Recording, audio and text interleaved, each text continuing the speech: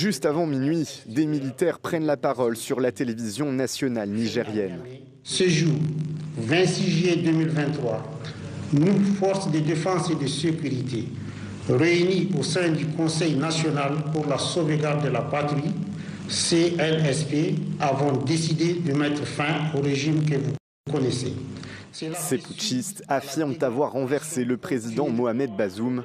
Le CNSP annonce la fermeture des frontières du Niger et l'instauration, jusqu'à nouvel ordre, d'un couvre-feu national de 22h à 5h, heure locale. Mercredi, le Niger a basculé dans l'incertitude.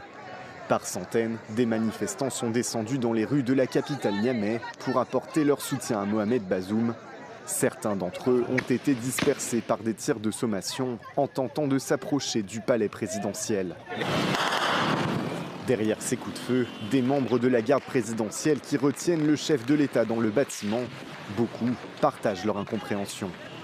Il n'y a personne qui est au courant de ce qui se passe. On se lève un bon matin, on dit ah, il y a quelqu'un qui s'est décidé à aller prendre le président en otage et à essayer de lui faire signer quelque chose pour qu'il démissionne. C'est impossible.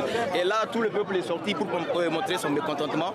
Dans les rangs de la CEDEAO, on dénonce une tentative de putsch. L'organisation africaine a proposé sa médiation. Dans l'Union européenne, comme à l'ONU et aux États-Unis, les condamnations sont unanimes. Je me suis entretenu avec le président Bazoum et je lui ai dit clairement que les États-Unis le soutenaient en tant que président démocratiquement élu du Niger. Nous demandons sa libération immédiate. Nous condamnons toute tentative de prise de pouvoir par la force. Le Niger, partenaire privilégié de la France au Sahel, a une histoire jalonnée de coups d'État. Les deux derniers putschs avortés datent de 2021 et 2022.